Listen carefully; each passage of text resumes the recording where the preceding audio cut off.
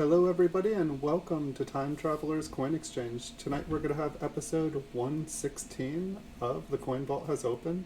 We're going to look through a roll of 1963D Lincoln Memorial cents in their mint cellos cut from mint sets. I bought this roll off of eBay. Here's them in the bag here. And it looks like they still have all their little Denver Mint tokens. But welcome everyone. How are you guys doing tonight? Here, I'll adjust the camera here in a second if it doesn't refocus, but I'm going to dump those out. And hello everybody. So for those of you guys who haven't seen the show, we look at a bunch of coins. Sometimes it's older coins from the vault and sometimes it's newer ones like these. I purchased these a couple months ago off eBay. And I like to go through them, check for varieties, check for higher grade coins, and just try to learn about coins because I'm still learning. So we oftentimes have some people on here that are a little more knowledgeable in the chat. So definitely pay heed to them and listen because they know what they're talking about. And I'm still learning. And so you're welcome to learn with me as we go through these. I do make videos for these and then embed them in my eBay listings. Adjust this and get focused. Alright, we're good to go now. So yeah, I put these up on eBay after I go through them. I'm a little backlogged. I have about 6 or 7 rolls I think that I haven't posted yet, but those will come. I just have gotten to the point where I've gotten a little bit better and we keep finding varieties. And so I'm trying to look them up, just kind of figure out what I'm selling before I just sell them all off at bulk prices. But one thing I like to do here first is just kind of look through the coins, see what the condition of the coins are, so we look at the front and backs. And then usually about a half an hour into the shows, we zoom in and we start looking for varieties on the coins. And so most of these will probably be about MS63, MS64. Coins are graded on a scale between 1 and 70. So most of these will be about a MS63, MS64. Mint state starts at MS60. However, I've only seen a couple coins graded MS60, MS61. Usually MS62 is about the lowest you'll see a coin graded by a professional coin grader. And it's definitely possible we'll find some MS65s or MS66. It just depends on, it's luck. Also depends on who I got them from. Sometimes people are selling off their coins that they didn't make the cut for them to grade. Sometimes people are just cutting these, especially Lincoln Memorials. Oftentimes people will say this is 1963. The quarter, dime, half dollar, they're all silver coins. So some people just cut out the silver coins and kind of sell off the pennies and nickels in bulk to people who like them, which is something that I like. Small cents have always been my favorite. I've just recently gotten into nickels, dimes, quarters, half dollars, and dollars. If you guys have been checking out my videos or know my eBay store, Time Traveler's Coin Exchange, I've been buying a lot of nickels, dimes, quarters, half dollars, and dollars lately, and so I've been making my shorter PCGS videos, which if you guys are subscribed to the channel, you probably see that I post a lot. We have over 5,000 PCGS videos now. Not sure what that is next to Lincoln there in the center. It kind of looks interesting. It might actually be like a little piece of mint cello fragmented and just kind of sitting in there. It just looked really reflective. But we'll get a chance to explore these. It seems like 1963D, I tried to do my homework. I went over to coppercoins.com before the stream, checked out all of the different varieties and repunched mint marks for this year and mint, and it seemed like 1963Ds had a lot going on with them. It looked like there was a pretty nice double die where there is a doubling in the 3. There was a couple of them, but one of them is pretty prominent. I think you can see it with the naked eye. And so for any of you guys with sharp eyes, you might actually spot them even at this level here because it looks like a variety you can see with the naked eye. It didn't look like there was as much going on the back. I feel like I saw one, maybe two double dies on the reverse. But I might have missed some things as well. I think there was like 54 or 64 different varieties on coppercoins.com. I'm guessing with that many, there's more out there that other websites like Variety Vista has cataloged. From my understanding, there's not one website where everything has been cataloged. There's a lot of people working hard. I really like the way that Chuck has set up his website, coppercoins.com. If you guys haven't checked out his channel, he is a YouTuber here as well as an author and just a good guy. He's very good at what he does. Someday, 20, 30 years from now, maybe I will know as much as he does. Maybe I'm dreaming, but I love coins and this is what I do for a living, so I feel like it's the natural path I am headed.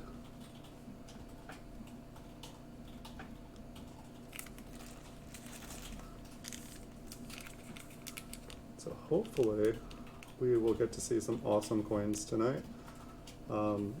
It seems like the 1960s, like 1960 through 1964, there's quite often like just little kind of black spots, little blemishes on the coins.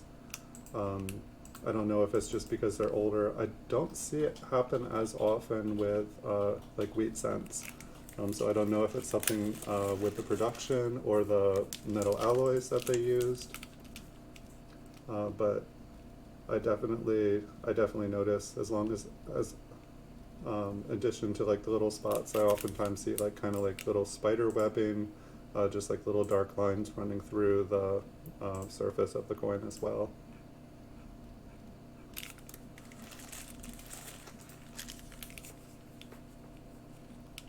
But we're probably going to be busy here if we start finding stuff.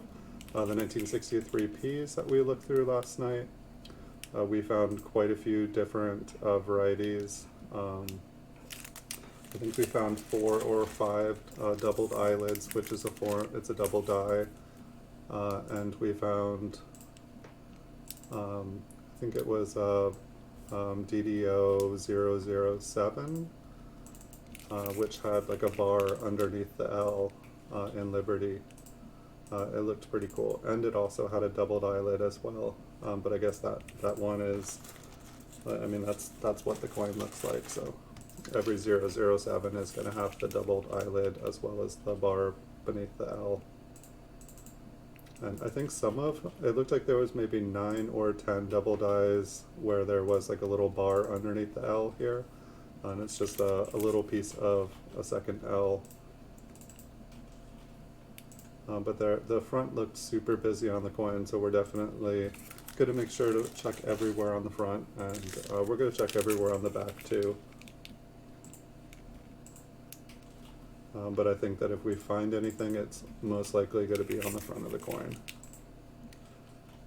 And pretty much every time I go through these rolls, there's usually kind of a learning curve, because there's a lot of machine doubling on coins, business strikes, and so we're probably going to see things that look like doubling, but it's basically machine damage.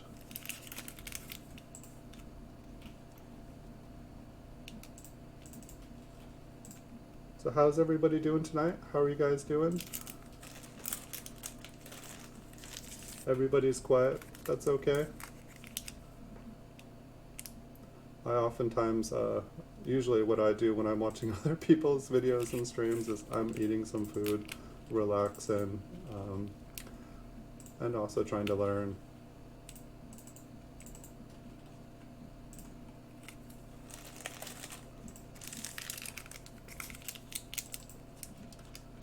And so, no, actually it's just the mint cell. I thought there was like a chip in between the B and the E, and I don't think I'd ever seen a Liberty Air in the 60s. I'm not sure if that is a thing in the 50s in the Lincoln Wheat cents. Probably found 1,000 of those, and it's just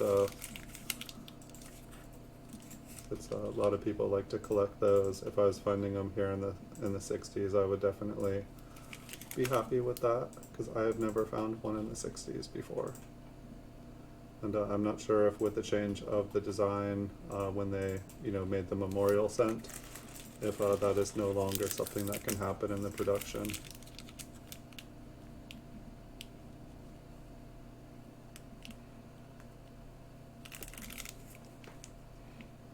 And one of the reasons that I like the mint Cello coins is just because nobody, there's less chances of scratches and damage. I do find fingerprints from mint employees, but for the most part, if a coin has, like toning, I just know that the coin is in its natural state. You can break open a beautiful roll of original bank wrapped, and I'm sure that they look, they can look just as nice as these. But I just really like them in the mint Cellos. It makes it a lot easier when I'm making a video like this and trying to show you guys stuff. I'm not touching the coins. I know I can wear gloves, but I find it difficult to pick up coins and move them around, and I just find it hard to handle them under the microscope when showing you guys the details on coins. So with the mint Cellos, it makes it easy for me, so I don't have to touch things.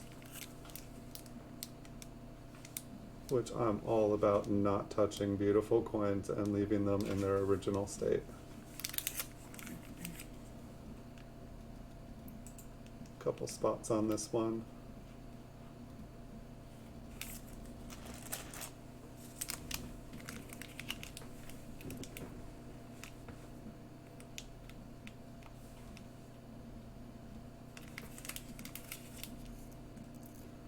I was watching a video by Ben the Coin Geek today, and he had a video up about just, like buying kind of in a repressed market.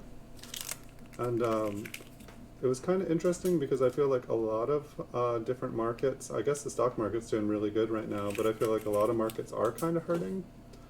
For me, I haven't really felt like there has been, I'm getting a lot of coins for really good prices, but I think a lot of people are just kind of putting their coins up, trying to pay rent, trying to pay mortgage, trying to buy necessities. I think that a lot of people are kind of in tight places. So I can understand that not as many people are buying coins, but like my sales have never been better.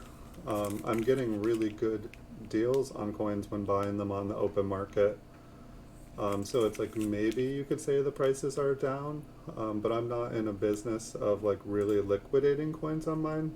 I buy them as an investment and hold them, and just you buy low, you sell high. So if I'm buying stuff at auction and buying stuff off the internet, I'm looking for deals, and then I put the coins up and they sit there until the right person comes along and wants them. So it's been kind of interesting to me, like my sales are up 1,000% from where they were a year ago. So if someone was to ask me if I thought the market was weak right now, I would say no. But at the same time, I see like amazing deals and coins at prices I've never seen them at. Yet it seems like the coins that I'm selling are selling for more and more money. So it's kind of an interesting it's like a paradox. I don't know, it's like you can't have both, but yet both seem to exist right now. One thing that's interested me is just watching the sports cards market right now. It is like insane. To me, it appears like it's like just like a purposely made bubble.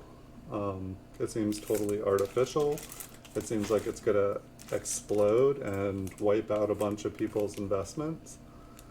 I just don't understand how things can go from dead to like $4 million cards, modern cards. It doesn't make any sense to me. I feel like it's being manipulated. People buying and selling coins to each other, making artificial auction prices. I have no proof of that. I'm not involved in the market. Not focused, there we go.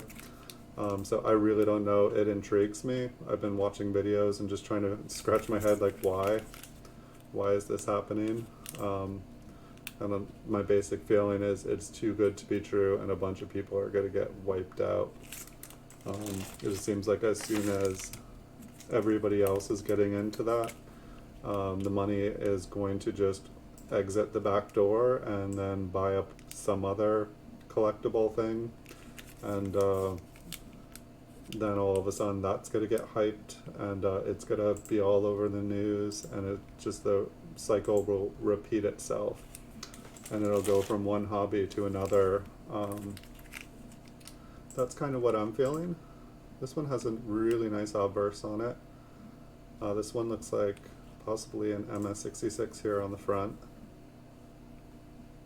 Take a look at the back. Some little spots on the back. I'm not sure. Oh, there's a scratch down on the C too. I don't know what I'd call this one. Definitely an MS64, but I feel like the reverse here would get, I don't know, it almost feels like an MS63 on the reverse here just because of all the spots. I do have a lot of 65s with this many spots on them. Like I said, they are pretty common for the 60s. I definitely do not have a bunch of MS66s with spots on them like this. You know, maybe one, maybe two little teeny ones. MS65 I feel like could have like 3 or 4 little spots. And then 64s, like you can just have some like they're like little leopard coins. So we've got maybe about 10 more of these, and then we will dive in. This one got a pretty good mark at the mint here.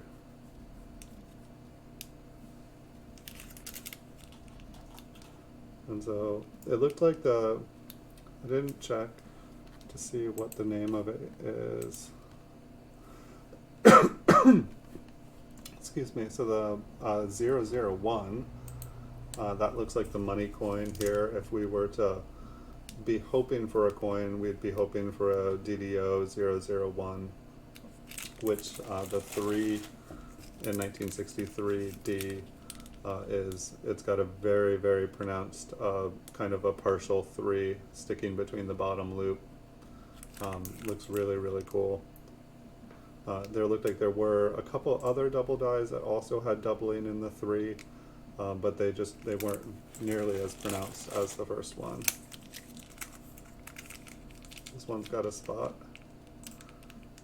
Very, very big spot. I wonder how big that thing will grow.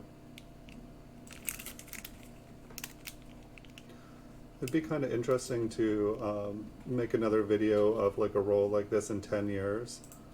And just like, you know, keep the roll and then see what the different spotting, how it's changed over the last year or over 10 years. This one's got a pretty nice looking obverse too, little mark at 3 o'clock. Maybe one under the S as well. I feel like my mint cello vision after looking at these for like a week has started to kick in again. It's like when you first start looking at mint cellos, you'll notice quite a lot of things about them. These mint cellos are in really good condition. Oftentimes the mint sets, the coins are heavier than the plastic and they kind of bend and warp. And as you guys know with plastic, it only bends so many times before it starts to kind of break down, and so there'll be like, you know, lines and creases, places where the coins were pressed up against the plastic card. You know, there becomes challenge in them. It also creates opportunity when some of these mint cellos are very hard to see through. Sometimes even when people are searching them looking for varieties, they can't see through the mint cellos. So when we zoom in, sometimes I have to shuffle the cello around to see if we can find, you know, if we can get a better look at it. Also, as we zoom in on the mint cellos, the plastic actually has kind of a grain. It's you know, it's got lines in it, which you can kind of see here on the light here. You can see a line going down under Lincoln's chin, but basically that goes all the way across the entire thing, and so when we zoom in, we'll have to be looking through all those lines. But sometimes it can be hard, like say you know, this is not a scratch on the coin, but kind of looks like it. Oftentimes you can tell quickly if there's a shadow or doubling of it because the little lines will leave shadows on the coins. So that one here, we've got a mark up here.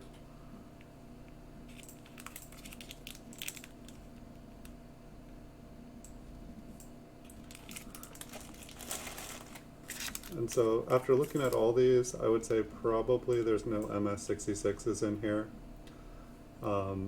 I'm just saying, like, some beautiful surfaces on the coins, not many scratches at all to, you know, knock down a grade, but just by the amount of spots and stuff on the coins. I mean, most of these, it looked like only had one or two kind of little bag marks, or like, you know, just small imperfections on the coins, but I feel like the spotting on the coins, that's, for the most part, is going to be the things that lower the grades on these the most. And so I don't think you guys really got to see, so like these all have like a little token attached. And so when these were, you know, together in a mint set from the mint, that it was of course like a 5-coin set here with a mint token as well. So we're gonna need some lights. I'm gonna bring the microscope a little closer to me, so I'll have to hunch over in front of you guys, come a little closer to you guys. And I'm just going to zoom in one focal length here, and then if we are seeing anything, we can zoom in. I'm probably going to have to check out a bunch of the eyelids, just because they can be harder to see. Move this one around for a second. And it almost looks like there's a little thing on the top of the 3 there. And the mint mark actually looks kind of interesting. We might as well just, or here, I will check out the rest of the coin, just in case there's other things we're wanting to check out as well.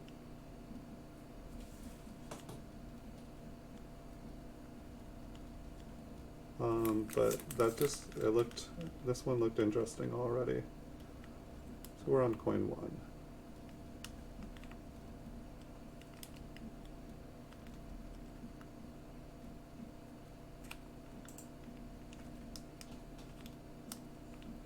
I believe there was just a little scratch on on the A in America there at the end, but we might as well check that out, and then we'll check out the other side.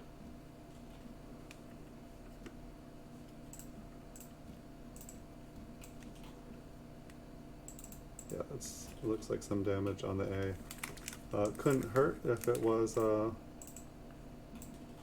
if there was something there. Alright, so we were wanting to check out what was going on. So it just happens to be in a bad place.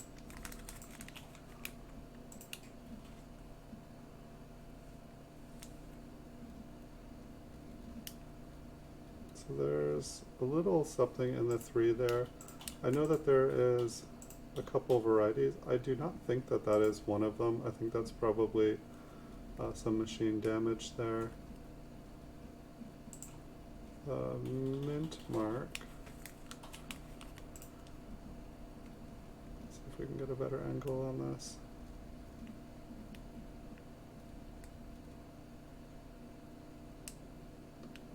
See if we can get better light on it.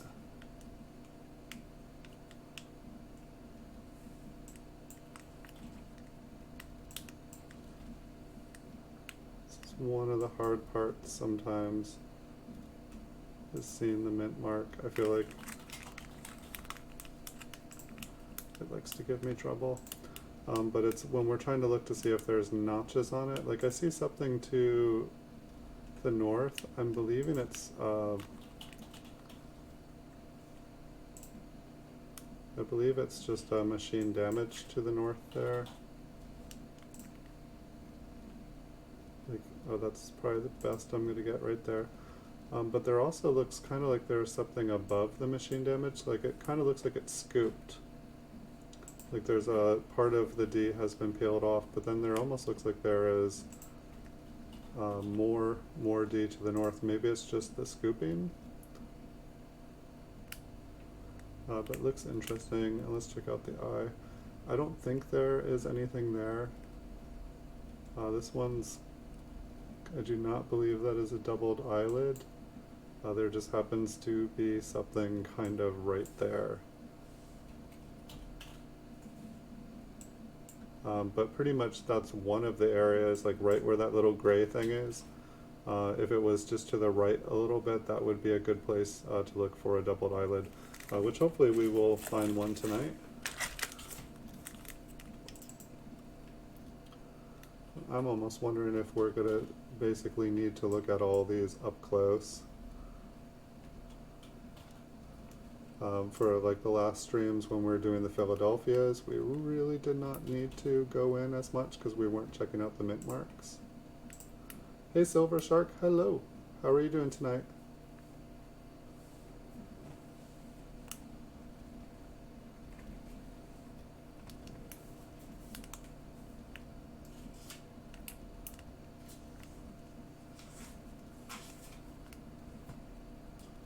Wow, these ones are, I feel like you guys can probably see what I'm talking about, the cello, once we get up close, how we're trying to look through it.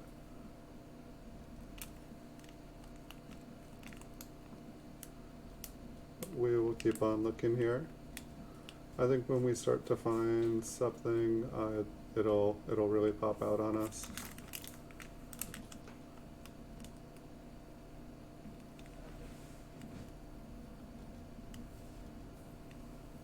So I believe there was at least one double die on the reverse here, so that's why I'm checking the back. Sometimes when you're looking through coins for varieties, there is nothing on the back, or at least nothing known. And just because there is nothing known on the reverse doesn't mean you should just skip it. You might be the one to discover something new, and that is definitely a fun thing. It can create a lot of homework when you find something that is not, been recorded and nobody, nobody's made anything, I don't know, like there's no official discovery. There's definitely lots of stuff out there that has not, got really the recognition that it needs yet. But people are definitely trying.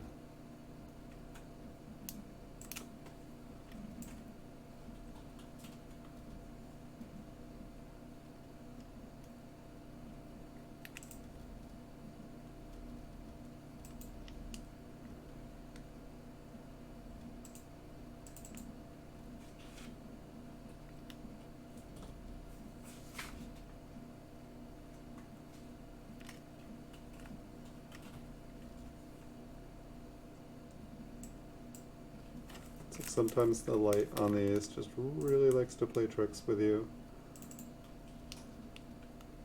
But I'm still kind of getting to know, I haven't gone through a lot of rolls of 1963p. So there's things that look interesting when you're first starting to go through a date and mint that you're not familiar with. And then you start to see that again and again and again, and you realize, okay, I already checked that out. That's nothing.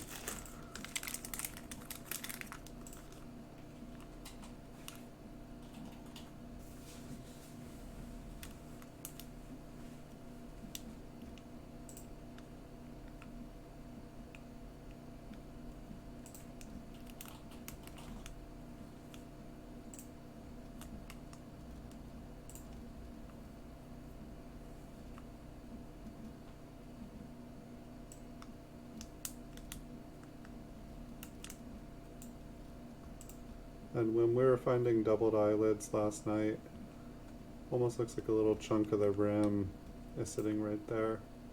When we were finding the doubled eyelids last night, like I was pretty much able to see them from the level, from this level. I just like to kind of go in and check them out a little bit closer and make sure I'm seeing what I'm seeing. And sometimes I go through super up close, but it just usually ends up with like a three hour long video.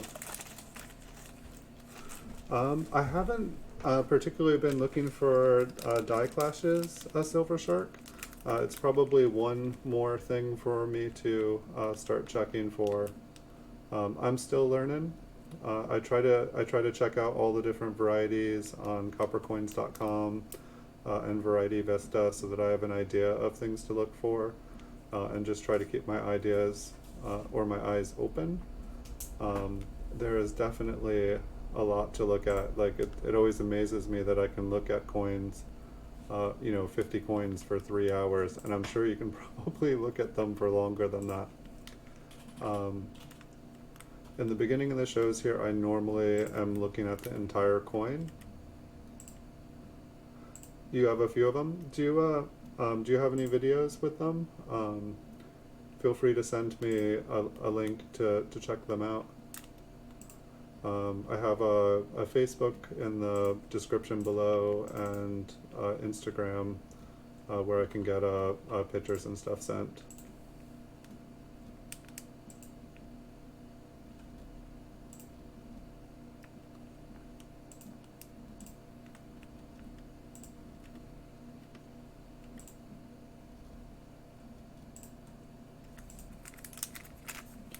I may need to refresh my other monitor too. It looks like I have the spiraling wheel of death going on over there. So if I don't get your message here, if I don't get another message here, I'll hit that. Any things to look for with the die clash? I'd be happy to keep my eyes open for it.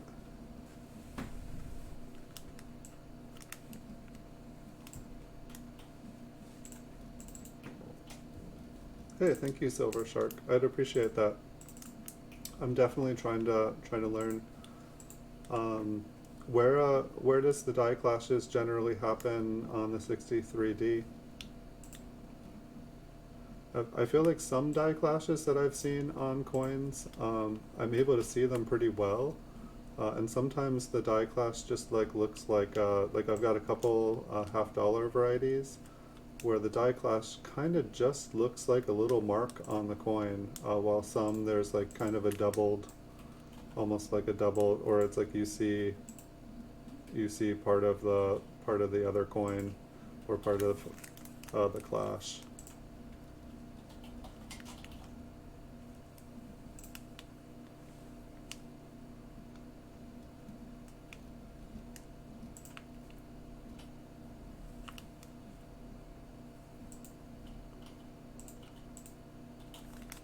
I should put die clashes on my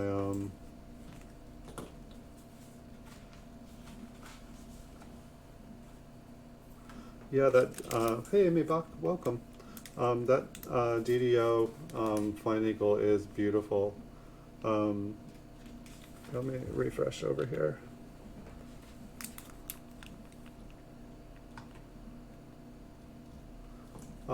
Yeah, the Flying Eagle that I have for an emblem for my store, it kind of looks like, it's not attributed, but the tail feathers on it is doubled as well. But up until, I thought that when I was buying that DDO one, I thought that it was the same one that I had unattributed, that I took the photo for my store here. Almost looks like there might be something going on at the eye there. We'll zoom in there. But then when I got that DDO Flying Eagle, I was like, holy cow, I had no idea how cool that coin was until I held one in person.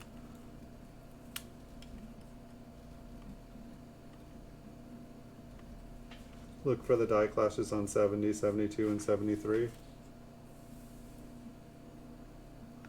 Yeah, I priced that Flying Eagle cent at a price that hopefully I will keep it for a long time. I really love it. I should probably just not even sell it, because I probably wouldn't be able to get another one if I sold it. But I actually got that one for pretty much the price of, I pretty much got that one for the price of the grade without even the attribution on it. I was pretty excited about that. It was just one of those, random eBay auctions that nobody else decides to bet on.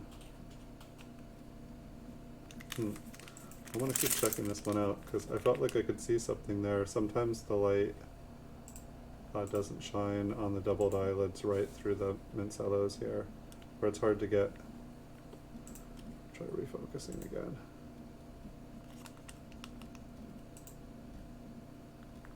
Yeah, it's like I feel like I can see it, but then when I go to shine that angle, the mint cello here makes it too hard to see, which is no fun.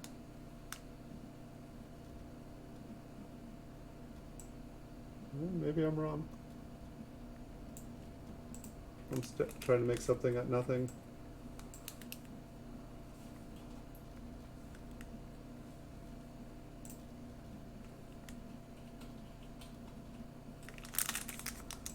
We'll keep on looking. Hopefully we'll find one here, or we'll find, I mean, I want to find a 001. I mean, we already looked at the conditions of the coins. I don't think that there's any MS65s, maybe one or two in this roll. Maybe I'm too harsh on the coins. I see lots and lots of spotted 64s, but I don't see a lot of 65s with spots. Maybe somebody doesn't want to send in spotted coins to get graded, because most of the coins that I have graded that I know the grade of, you know, I think people send in the more eye-appealing coins.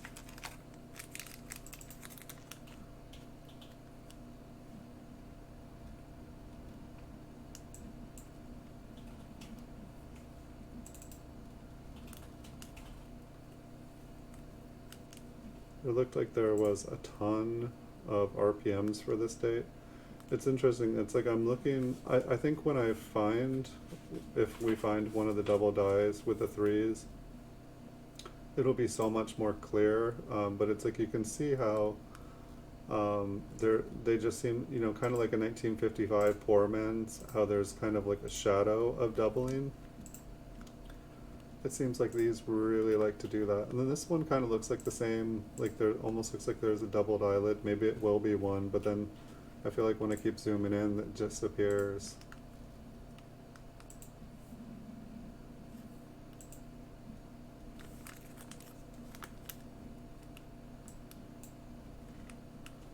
And I will check out the front there again. I just like to look over the whole coin, and if I don't see anything on the back, it's just every zoom in and out I can save you guys is more coins we can look at. And eventually here I'm going to get a second microscope so that we don't have to zoom in and out at all. I can just switch back and forth between microscopes. I think that's just kind of an odd area with luster, right around the area I want to look.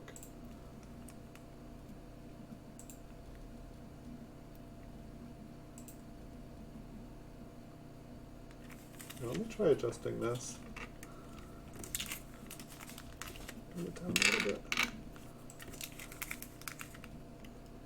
Sometimes, like when I make my PCGS coin videos, I have it on an angle because it helps not reflect the light.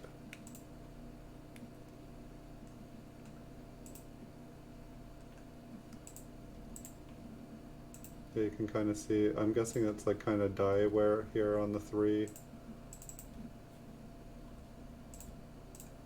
But I think we're looking for something substantially more interesting looking than that. Just get a close-up of the bar on this one, or not.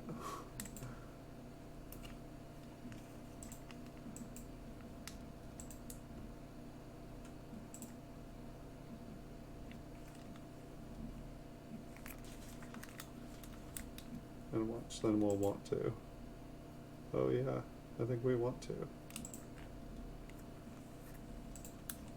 See if we can do that again.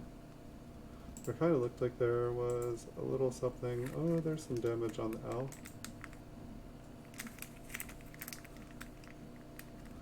The L seems to be the hardest place to focus on these.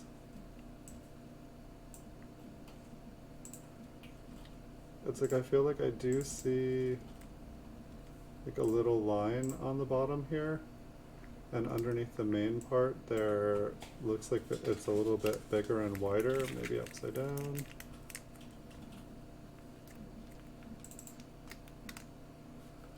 but I also see damage. It's really not going to give it to me, is it? I'll try to move it in the mint cello. It's like the rim makes it so that the mint cello rides high. But I think you guys can see that that is not it's not flat on the bottom.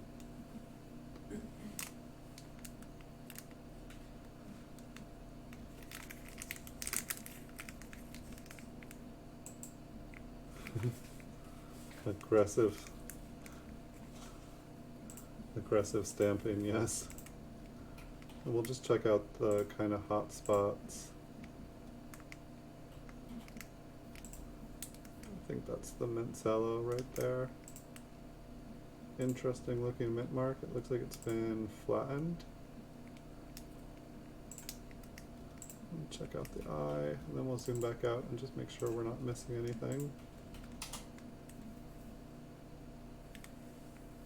Alright, I think I need to adjust the camera again because it is not casting, it's casting shadows exactly where we want to be looking on the coins.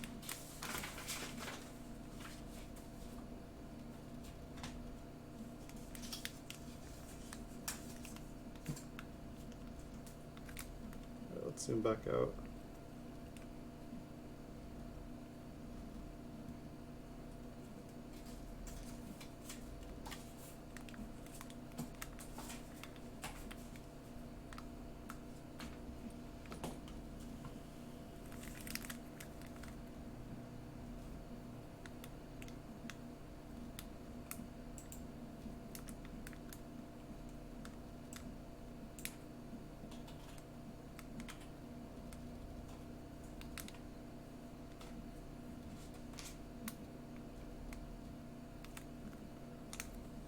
Just take a closer look at this R here. I'm guessing it's just machine damage, but we haven't really gotten to look. Not sure there's like a crack or a scratch. You can see it kind of go all the way up here.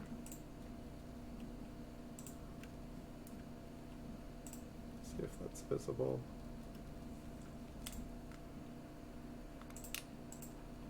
I'm guessing it's a scratch. That just didn't look like it went towards the edge of the coin.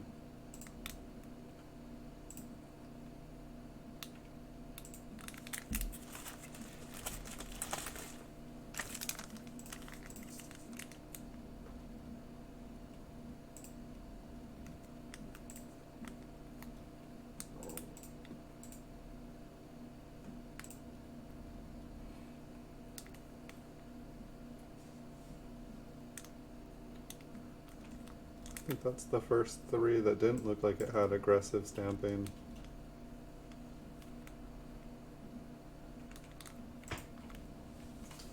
I think I'm trying too hard tonight to find something.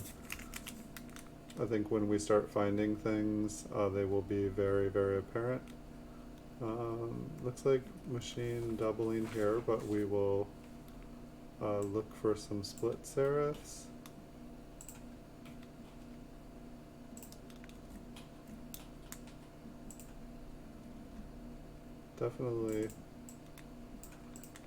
Definitely some doubling, but I'm guessing that this is machine damage.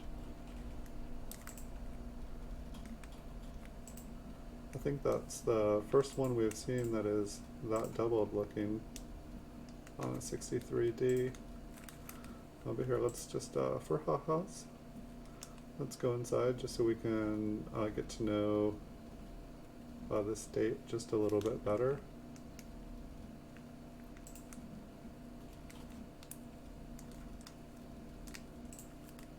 Can I get any better focus? Just a little bit.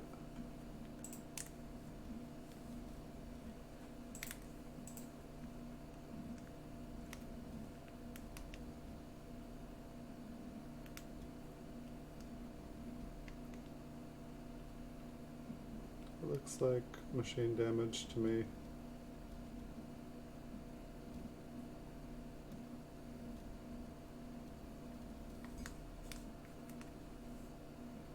Some nice doubling, just not the kind of doubling we want to see.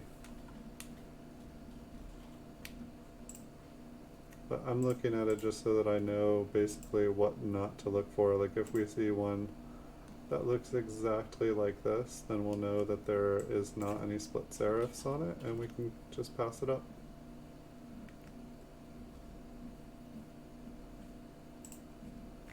But some impressive looking machine doubling.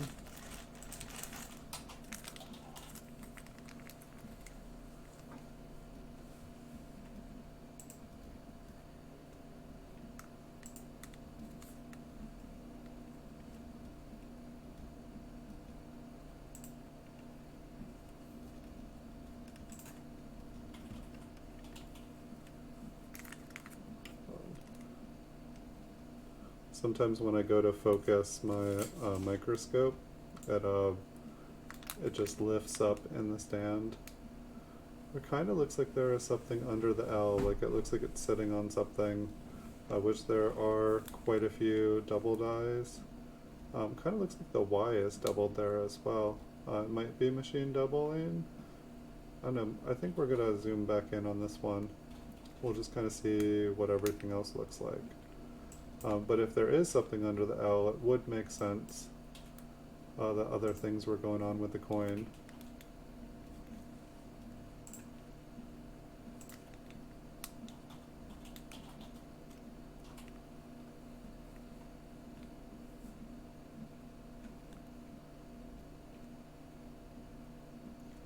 The S looks like there's an interesting little thing underneath that. We'll look at the reverse, and then we will definitely check out the front closer. It's like as we look through more of these, I won't have to zoom in on stuff necessarily. I just I can't remember how many rolls of 63p or 63D that I've looked through yet. Alright, so first let's look at Liberty.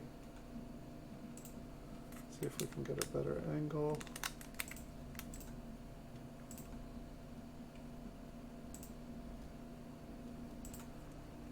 That's probably as good as we're gonna get. It's like seen under the L here is like the hardest part, I feel like. Let's check out the rest of it, see if we can see what looked like doubling and whether it was, or if it was just light and shadows playing tricks on us. I'm not really seeing the doubling on the Y there.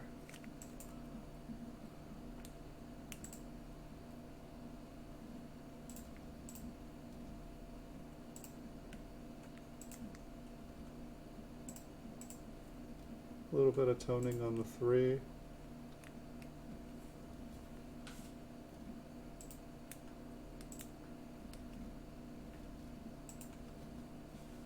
And the S doesn't quite look as interesting as it did.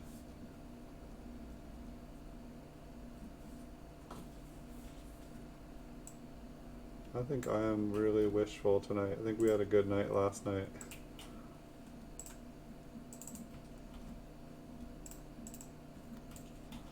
The B in Liberty is always the first place you check. I find it interesting how like the insides of the B's on some of these, it kind of has like a star shape almost.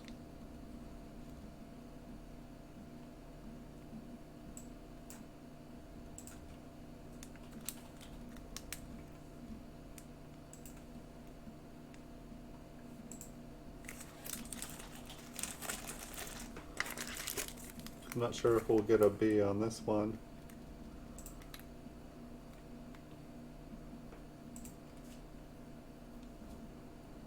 Huh. There's a scratch there, but there almost looks like there's a crack in the coin or like a lamination error. Okay, we get the B on this one. Okay, we can see through the spot on this one. It's gonna stay zoomed in here because we're already zoomed in. I don't know, maybe I should just stay zoomed in. I kind of like getting to see this one.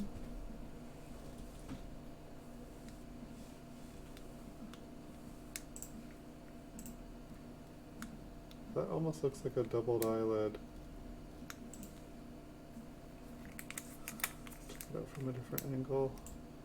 But I feel like we were finding ones that kind of looked like a doubled eyelid last night, and then we were finding ones that were like definitely a doubled eyelid.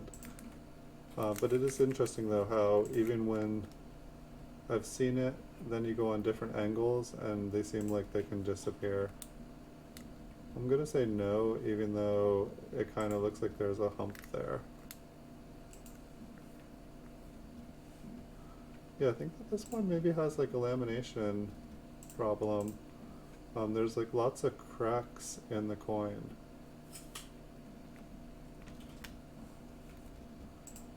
I think that this is like the first 1960 or like modern past wheat cents that I've seen like kind of like lamination.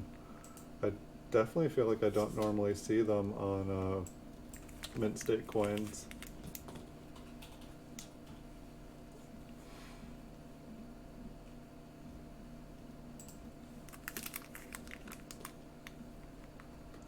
Especially modern ones.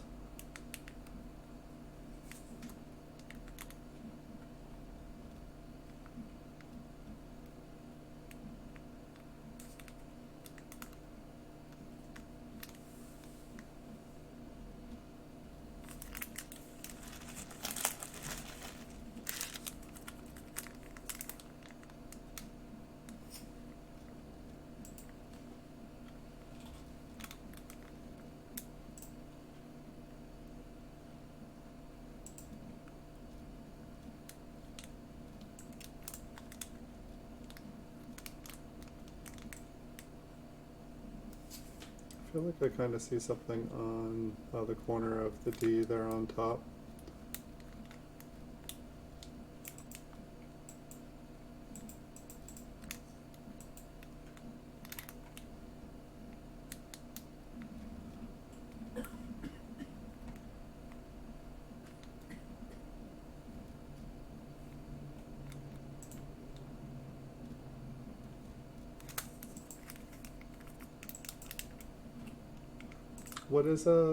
What do you look for on the B, Amy, when you're looking at coins? Is there a line normally on the western side?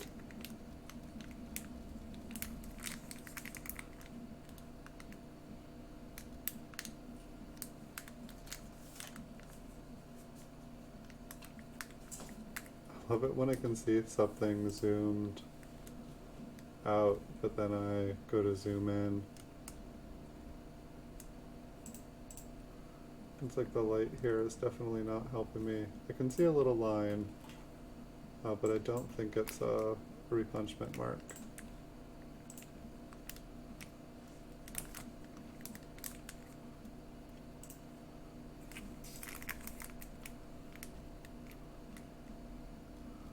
I've lost Lincoln. Where'd he go? Okay.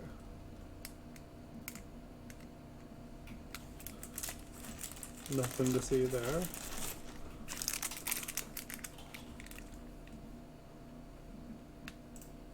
The rings of water in a lake dropping a stone. Oops,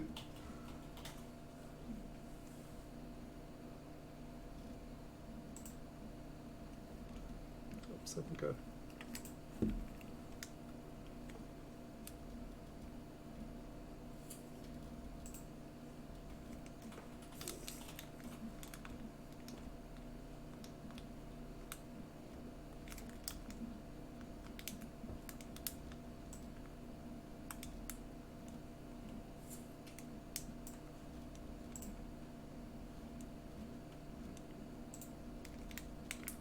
it's interesting. I almost feel like we're getting a better view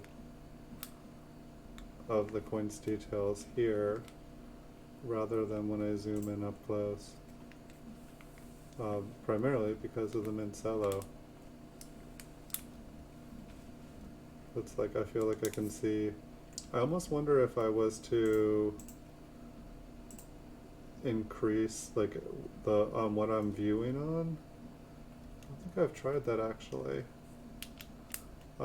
If instead of looking at the everything all small, I blew up what I'm looking at on my monitor, and then I didn't go in the next resolution on the microscope, because I feel like when I'm looking at things, I can see them.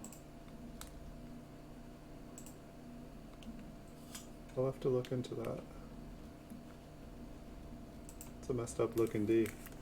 Sometimes the D will be filled with a die chip. But I guess my question is, do people collect the filled Bs? I know with the wheat cents, I used to collect them. Like I probably have 3,000 Bs in Liberty that are filled, because I used to think that they were collectible. I thought that it was a variety, but then I feel like I was told that it's just it's a clogged die. It's like a deteriorated die. Hey Spike Ted Die Crack, welcome. How are you doing tonight? And I may be wrong. Welcome back to the channel, Spike Ted. You should have seen all the doubled eyelids we found last night in the 1963 P roll. I think we found 4 or 5, and we found a 007 double die. There's definitely some machine damage on the 9 there.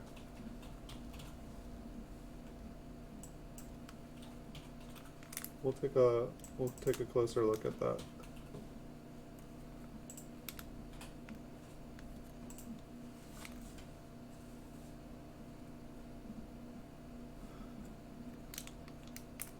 Yeah, I collected filled letters and filled numbers for a long time. Like if you watch the earlier episodes of the Coin Vault Has Opened, I want to say there's probably about 5,000 of them.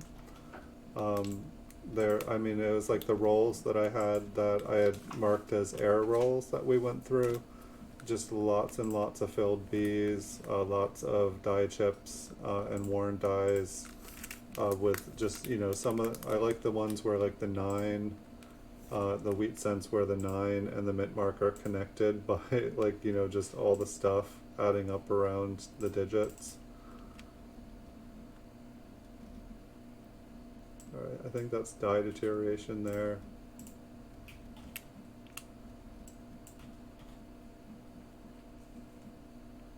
I want to see this 3, like there's that little part that just kind of comes out there.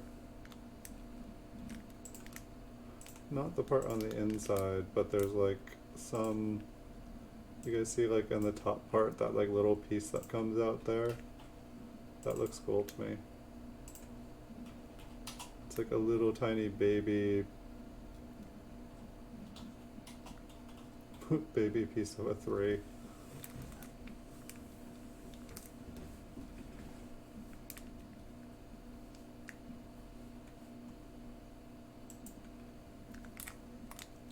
I feel like I keep wanting to see doubled eyelids tonight.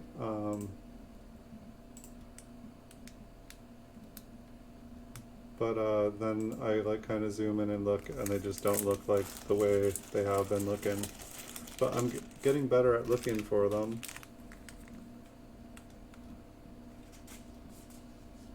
Is that like a die crack, or I feel like I'm just seeing like stuff that looks like lamination errors on some of these.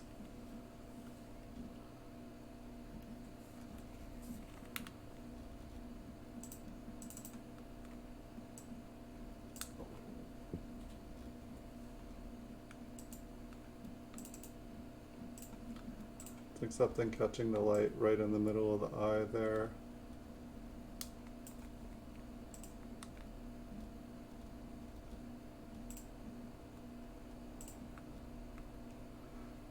Which there is something, looks like there's something sticking out of the right side of the T, where a lot of the doubled eyelids that we found had a little part sticking out of the T there as well. So we'll check out the eye. We'll check out the T there a little bit closer after we look at the back.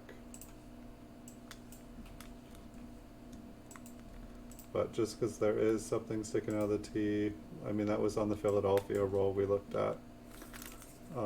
There were plenty that when we looked at it, there was nothing.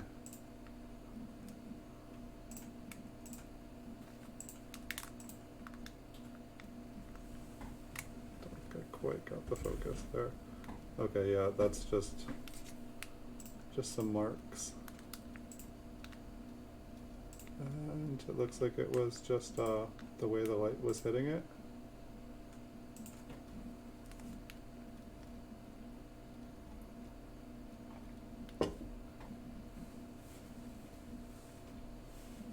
Looks like that one is like little steps. There are 1, 2, 3, 4 steps in the center of that 9. And there looks like there's 3 different levels of the 6 there. That's an extreme doubling. I'm guessing the mint mark probably has something like that going on with it too. Hello, 710 is oil upside down. Welcome back to the channel. Good to see you. Hello, hello.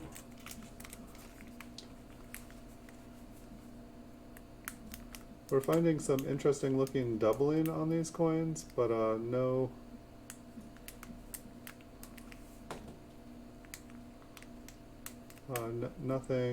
nothing official yet here. Sorry, I'm trying to look above the 9 here. One interesting coin that we found, I think it was on the 1964p, I believe it was. Like on the top of the L there was like, it looked like a double die where there was like, kind of like if like the L is a gun, it looked like there was a bullet coming halfway out the top. And I saw a 1963 proof that looked just like that. That was a double die and it had some nice value to it. But I couldn't find anything that matched up with it. I couldn't find one for the I believe it was 1964. I'd have to go back a couple shows and like look at. I've started to separate the coins after, like, for most of the shows I've done, I just put the coins back together unless they've been flipped. The S and the R there look a little interesting, like the bottom leg of the R and the S.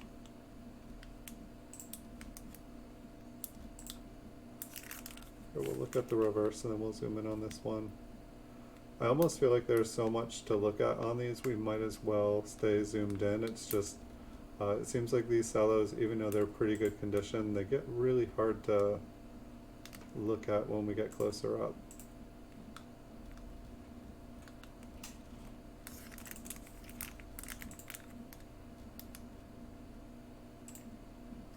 Let's come back here.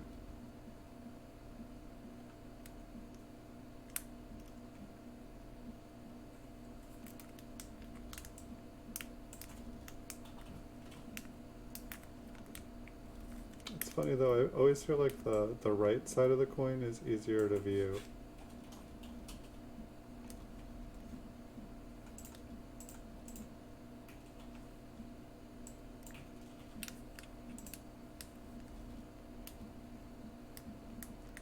Maybe not with this one.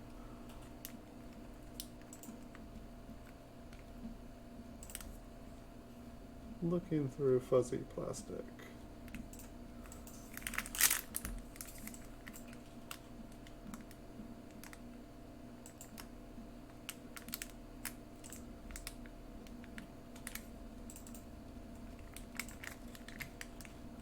I'm going to try one more time, and if not, we're just going to keep on moving. There we go.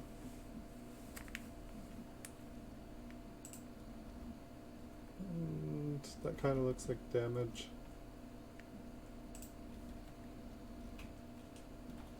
It caught my interest, though.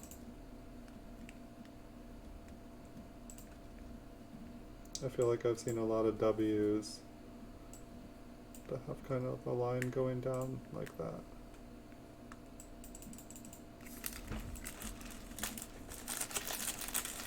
Let me have a sip of tea here before, it's probably already cold.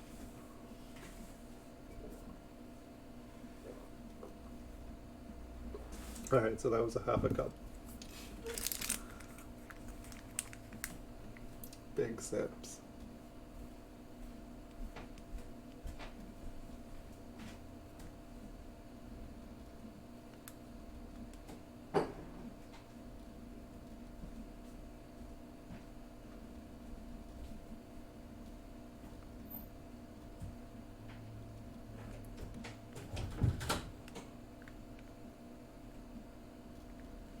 Maybe I will just do the fronts here, and then we'll zoom out. I haven't been seeing anything interesting to look on the back, except for a little bit of machine damage.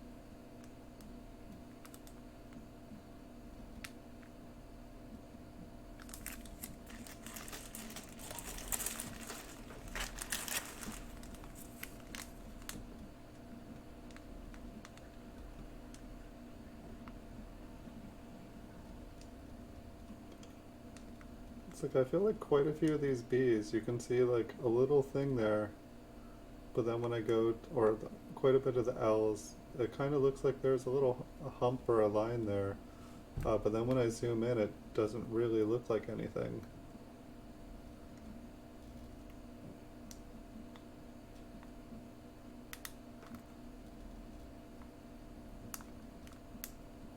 Same thing with Lincoln's Eye there.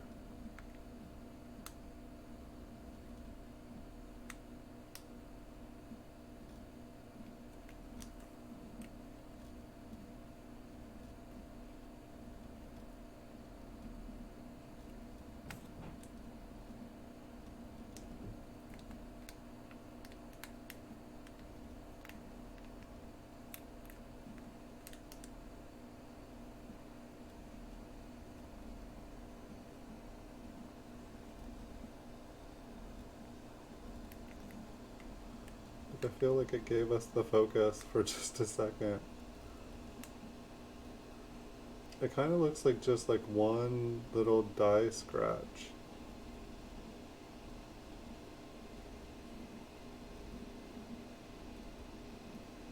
It's definitely not very prominent.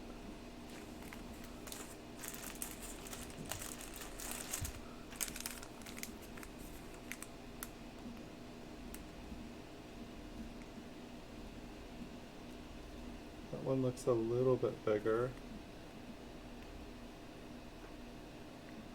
Hey PK Carve, welcome, good to see you again. Whoops. How are you doing tonight?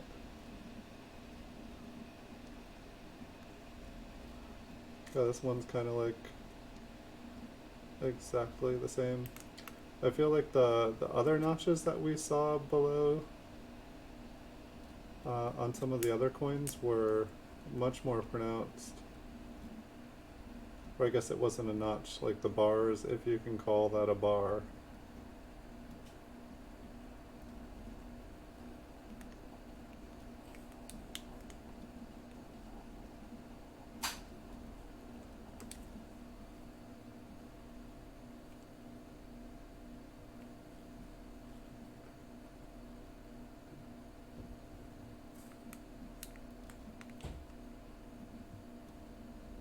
This one kind of feels like a tricky date in the aspect that I keep feeling like I'm seeing something, and I keep zooming in and then it doesn't look like anything at all.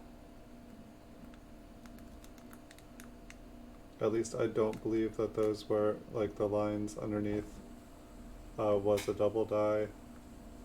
I guess I can look at, here I have the copper coins open. Yeah, the humps, they look way more visible.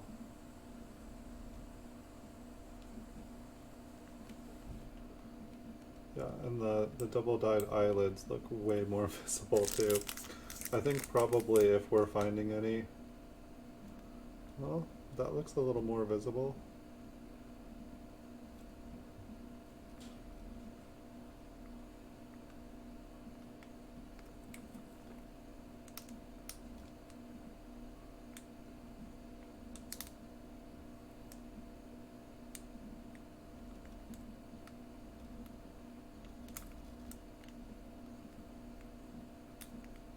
We'll check out that hump underneath there.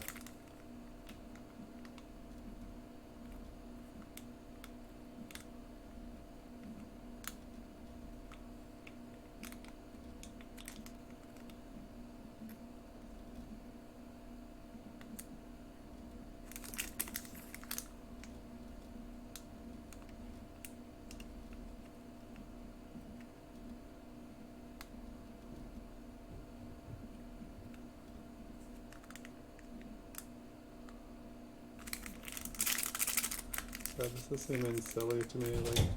Like, if we're zoomed out, they look big, and then we zoom in and they look like nothing.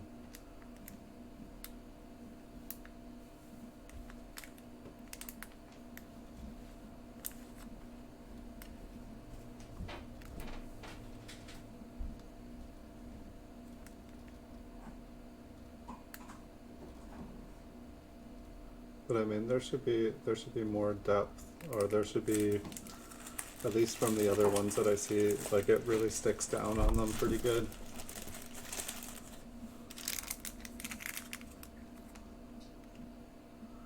I can see why I keep looking at them.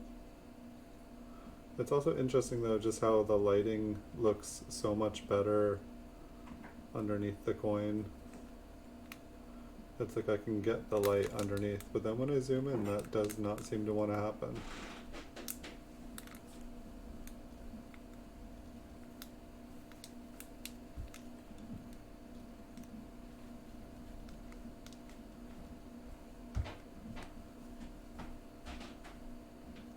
I think that R there looks familiar. I feel like we saw one that looked very similar to that earlier.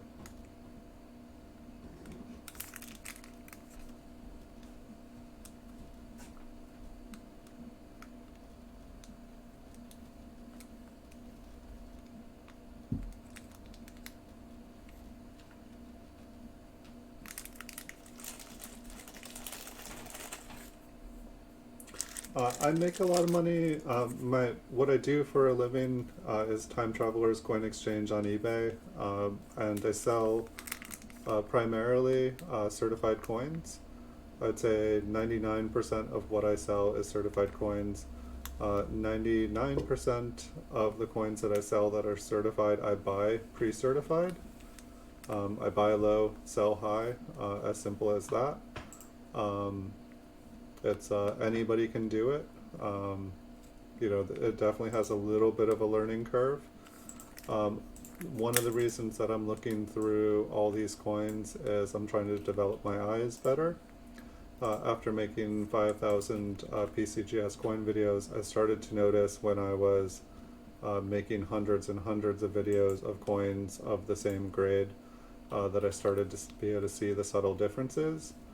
And so one of the things that I'm doing is I'm buying mint cellos and rolls from different people, and trying to kind of feel out, okay, what's the condition of coins from this person, what's the conditions from this person. I'm just trying to figure out where good places to look for coins to get graded. My ultimate goal by going through hundreds of rolls of coins is to develop my eye better so that I can start doing bulk grading. Pretty much I haven't been certifying stuff myself because the grading fees pretty much make it ridiculous for me to do it. I would have to be right 100% of the time to stay in business. At least that's my, you know, if I was looking for more specific stuff. But since most of the coins that I buy and sell are online, it's just kind of hard to be able to buy things sight unseen and search them. So I have to buy them to be able to search them. So I would say I make zero money grading coins at the moment. I am trying to learn as much as I can, but what I do, like my job is my eBay store. That is how I make my living.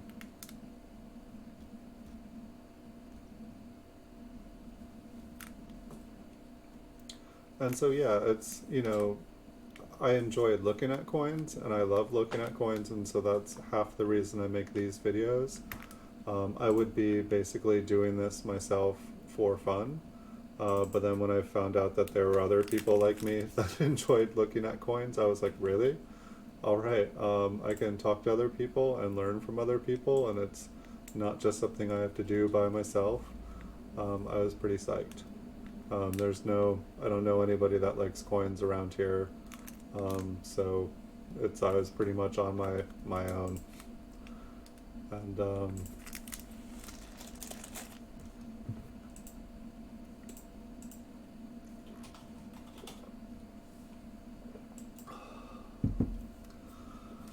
awesome magic cup. But at some day here, I'm gonna start getting coins graded. Whether I buy the coins raw from other people who have already done the work, or if I go out and find them in the wild, that is still to be determined. Um, Pretty much, the way I figure it, there's 4 places you can get coins um, to search for coins that are gradable, or for varieties and stuff. You can, search, well, maybe 5. You can check your pocket change and what you got laying around the house. Probably not going to be high grade coins sitting in your pocket change. You can find, like, bank wrapped rolls of, solid date bank wrapped rolls.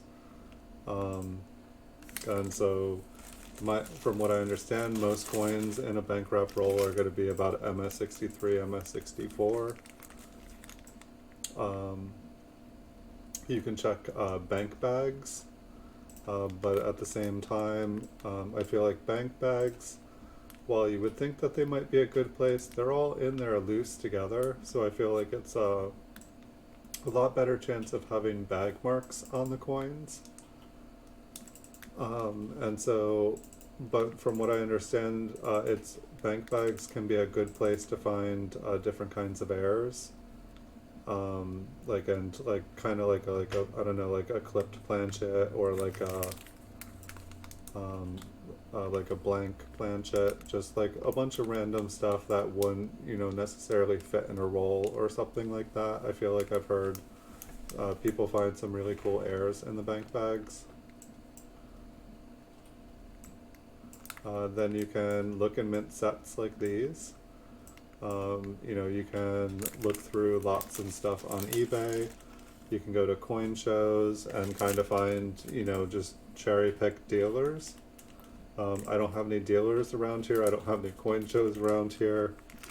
So my options pretty much, if I'm trying to find high grade coins to get graded, are mint cellos, rolls, and bank bags. I've been enjoying, I have quite a few rolls. We'll start going through rolls here in the future. I just haven't really busted out any of mine, and I want to get like a roll of everything basically before we start doing that. Like, I want to see if I can get just every single date and mint, so that we can just go non-stop all the way through, like, 50, 60, 70 years of rolls. It just seems like it would be fun to do that.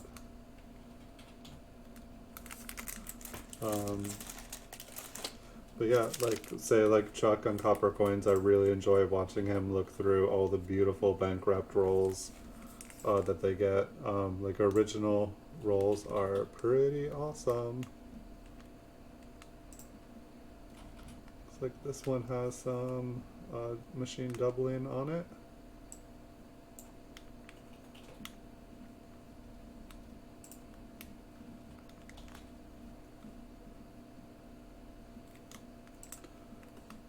And so most of the rolls that I've gone through, I've just put them back up on eBay.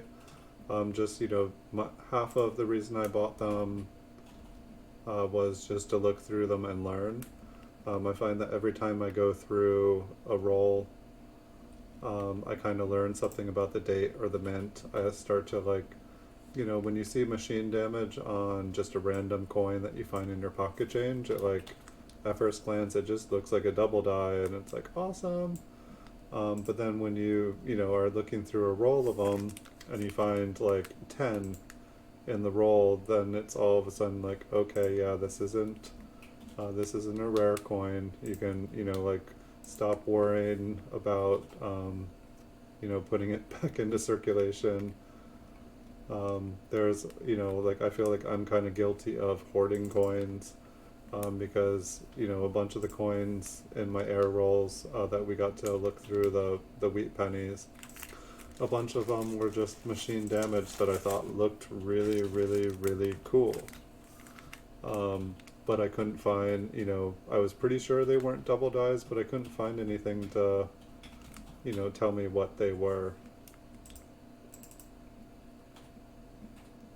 And so as I've been learning more, I'm finding out, okay, that's not something I need to worry about collecting. That can probably just go right back into, a bulk bag of wheat cents where I found it.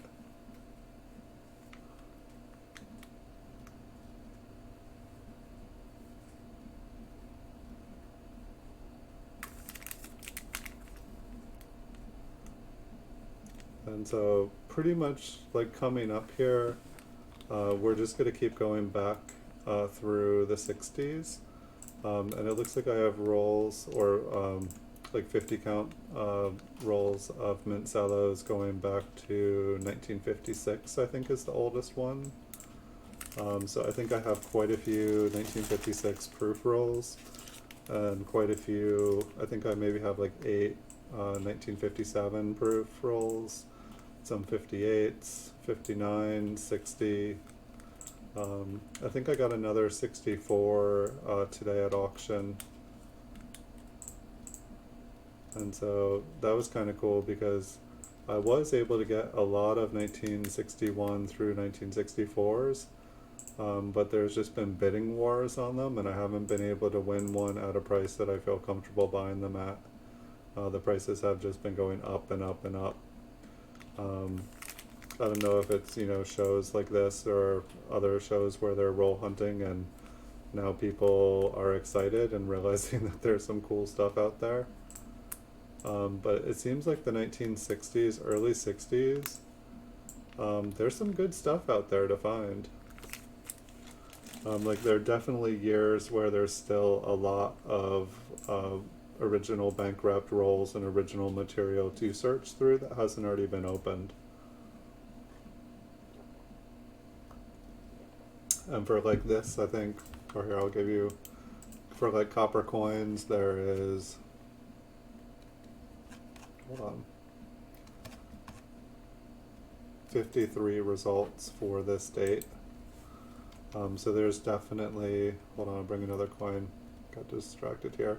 So there's definitely a lot of coins to find if you're lucky. So it looks like we maybe have about 15 left here. Hopefully we will get lucky. We definitely got lucky last night.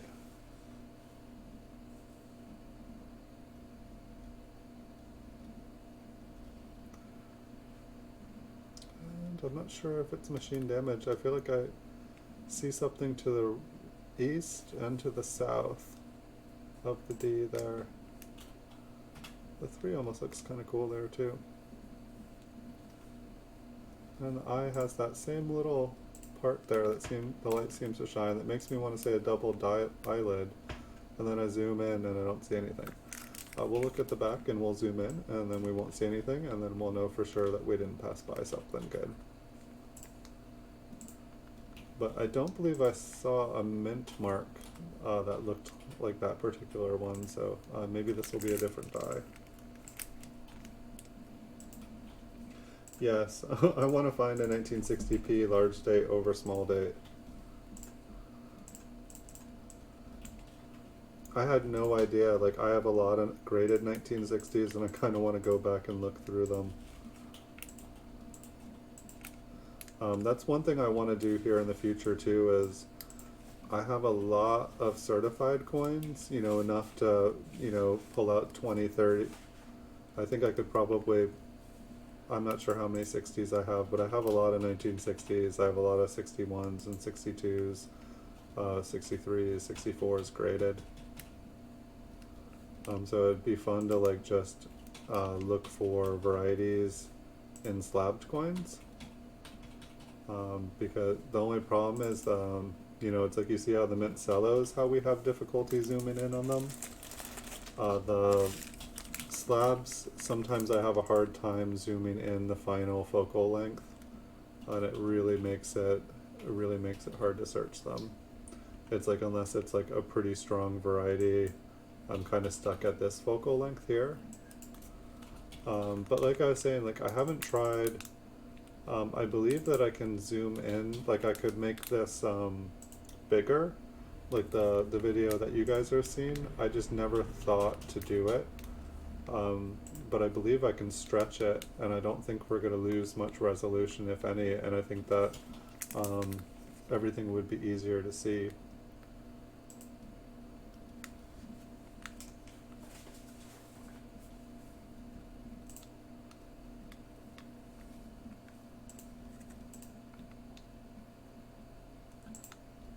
Hey, Belinda Snyder, welcome. Belinda Snyder Guam, welcome. Hey, I was checking, I believe that you said that you were going to send some photos. I actually had the time to look yesterday. I didn't see any photos from you. But I was specifically going there to check to see, because you had said that you were going to send some. But welcome to the channel. So you're still on lockdown? Sorry to hear. We're basically, I think we're headed towards lockdown here too. And it's funny because they say essential services only here as well. But you go to town and it's like a resort town. There's just like a billion people. Like the summer, it's like we're all being told to like, you know, only go out, you know, like for like essential services, and you go out and there's like people everywhere. It's like swarmed, like there was no pandemic happening. On the news there's commercials saying, hey, we don't have any pandemic here, come here, everyone come here. And it's like, no, don't come here, we've been all being good and we're not getting sick, don't come here.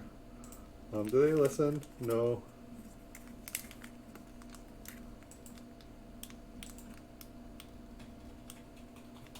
Okay. I'll keep checking then. I was asking because sometimes I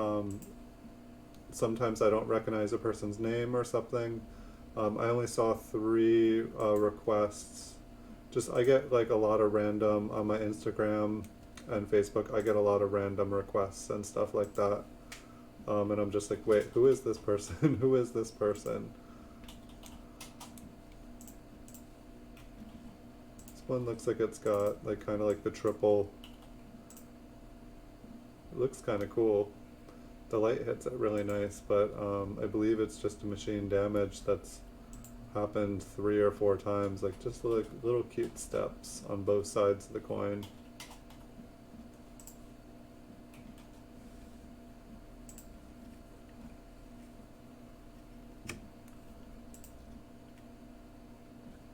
If only that was a thing, we'd all be rich.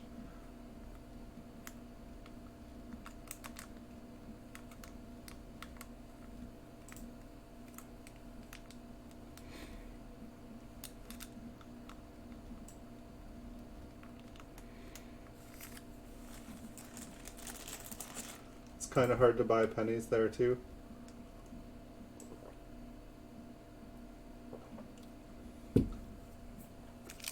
Yeah, I found like I know that there's auction, like larger auction sites where you can buy stuff. This one kind of looks like the same one we just looked at, I think. I don't think the doubling is quite as nice. But you can see like Lincoln's coat and stuff is doubled here as well. like my favorite place to buy coins is eBay. Um, it's like I used to buy like 10, 20 years ago. I used to buy like 5, 10, 5,000 count unsearched bags of wheat pennies like every week. I was going through tons of bank boxes every week. My Rydale was just pumping, going through as many coins as I could. I've definitely steered away from buying bulk coins to search through, just because of the amount of time. Instead, I've tried to focus on quality. Um, it's like not that, people can find a ton of money looking through bulk coins. Like I definitely hear about people finding like really expensive nice coins. I haven't been that lucky, unfortunately. But from my experience, like buying pennies and just coins in general is, when you're buying certified coins, you know exactly what you're buying. And then it's like you don't need to worry about what the grade is necessarily, even though you can cherry pick stuff and find stuff that are undergraded. But it's like if you're buying stuff that's certified, all you have to really do is worry about the price, make sure that you're buying low, and then you sell high. Don't sell at auction, sell it as a buy it now. Just list it for what you want for it, and put it in your closet in your collection. And then if somebody offers you what you actually want for the coin, or what would make you be willing to sell the coin, then you take it out of storage, accept the offer, and send it in the mail, and you buy another one in its place, or you buy 2 more at auction to replace it. That's how my original certified collection. I mean, all my registry coins are always for sale, so I'm constantly buying and replacing whatever coins are in my registry. But before I was doing that, that's pretty much how I built my registry set, is just buying coins and then putting them up at a margin for higher than I paid for them. And then when they sell, you have enough to buy 2 coins. And then you buy 2 more coins when those 2 ones sell. And then you keep doing that over and over again. And before you know it, with some time and some energy, you have like a full collection of certified wheat pennies, or a full collection of memorial pennies, or whatever you're collecting. Buy an MS65, put it up for high, and then when that sells, buy an MS66 and keep upgrading your collection. It's the market basically moves in waves, and supply and demand drive the prices up and down. A buying guide is definitely a good place to make sure you're not overpaying.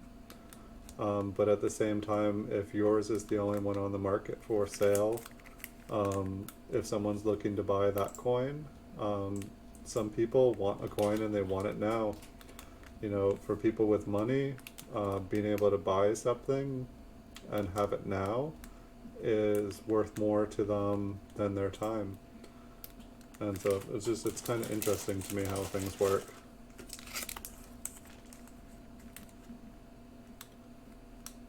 But I used to sell a lot of uncertified coins before I started buying certified, and I found it much harder to reach the value of what I thought the coins were worth, because people, you can take photos of stuff, but that's also one of the reasons I started making videos of coins, so that people could see what the coin looked like under a microscope with light.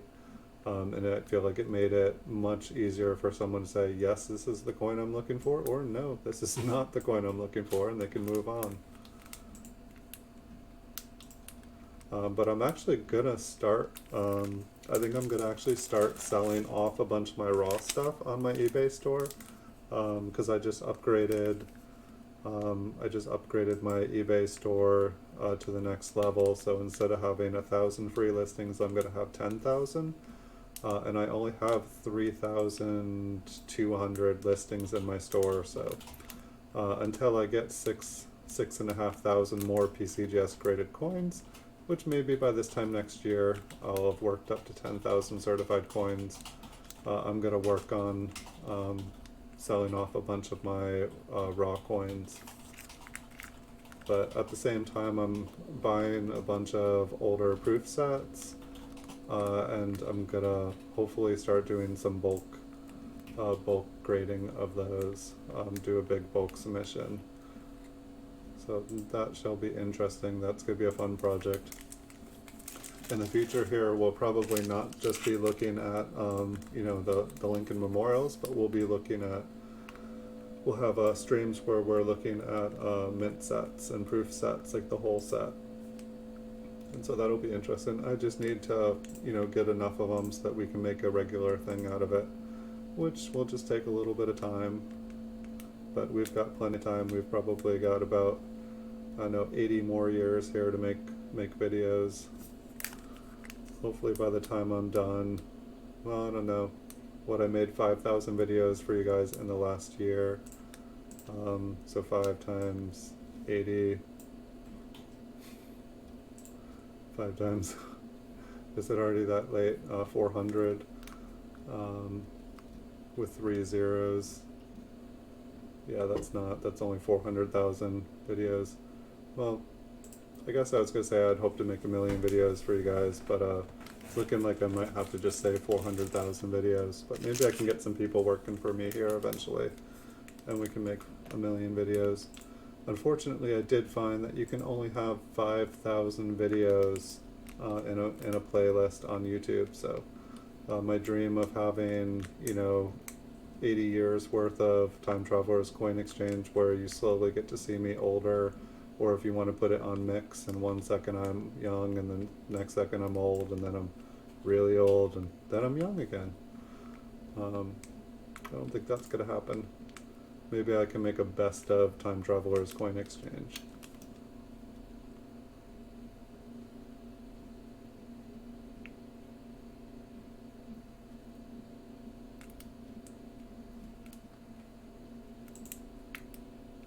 I got dreams here.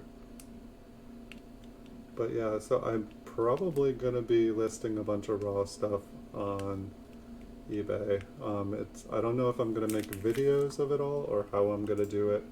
I mean, if I'm selling, you know, so like a raw penny for like $1 or something, I'm probably not gonna make a video of it. I'll probably just take some quick photos under the microscope.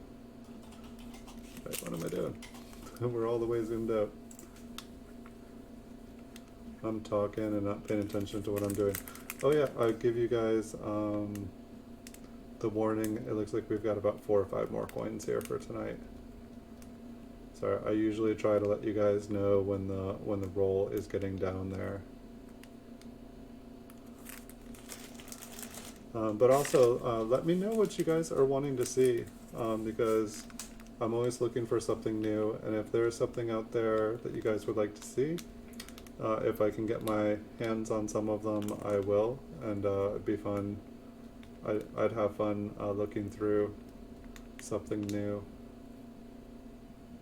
But I don't know when I'm going to do it. I got the 10 1957 proof sets that are unopened, that I still have not cracked. But I really want to crack them so that I can make sure that they are actually like complete mint sets and not just a joke. The person sold like 100 of them, and everyone else left like really good feedback. So I believe they are what they are. There's just, you know, this feeling like there could be anything inside them.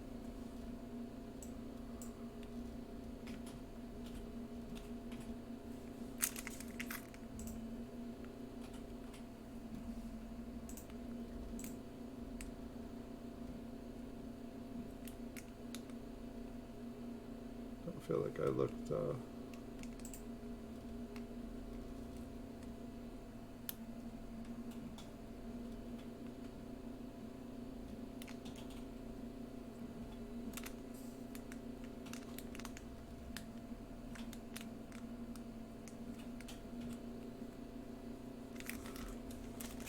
these mint cellos really have not agreed on the eyes tonight.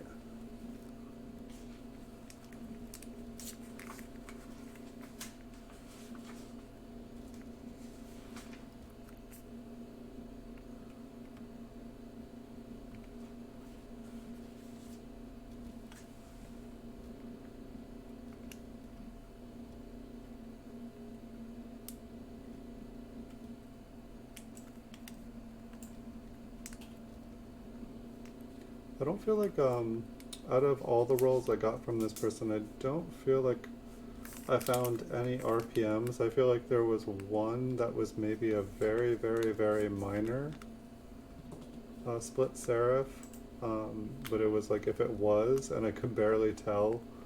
Um, so I'm wondering if, I don't know how likely it was to find an RPM from the early 60s here. It just seemed like there were lots and lots and lots of them, so I felt like I was expecting to find one, but I never did. So this is the last coin. It's also interesting how dark these coins are on the mint mark right above. The light just does not seem like they want to shine on them very well. So it looks like no doubled eyes here tonight. No doubled eyelids. Just lots and lots of machine damage. It's so funny, like how different things, you know, for all I know, the Philadelphia and the Denver here were, you know, from similar mint sets purchased. Maybe the Philadelphia ones, there's just more of them. But yeah, so that was the last one. I was expecting to find some tonight, but you just never know. Like when I'm buying on eBay, like I feel like what, well, I'm trying to turn off the light here. 3 out of the 4, or no, there were 4 rolls, or 5 rolls. So we had 2 64Ds, a 64P, a 63D, and a 63D, 63P, and a 63. So there were 5 rolls total. 3 of the rolls I felt like nothing, and then one of the rolls, the one last night, had a bunch, and then I think the 64 had a couple cool coins in it. So it's like part of me would say this person searched the rolls. Maybe they searched some of them, but at the same time, 2 of the rolls had some really nice coins in them. So it kind of makes it, I don't know, I don't really know what to think. But I appreciate you guys all watching. I wish you guys good night. I'm gonna call the stream here. But thank you PK Carve for being here tonight. Thank you Belinda Snyder Guam for being here tonight. I will be back, I believe, tomorrow for a bonus stream. Thank you Amy Bach for being here tonight. Thank you Spiked Head Diecrack for being here tonight, and thank you 710 is Oil Upside Down for being here tonight. Appreciate you guys being here. And thank you Silver Shark. Thanks for being here tonight. I wish you a good night. I will see you guys all in the future. I'm not sure what the next roll here is going to be. I believe I have some more 63s and 62s. I'll just have to check because I'm not 100% sure what the next roll is going to be, but I'll post it as soon as I do. I have a bunch of really nice coins coming in the mail.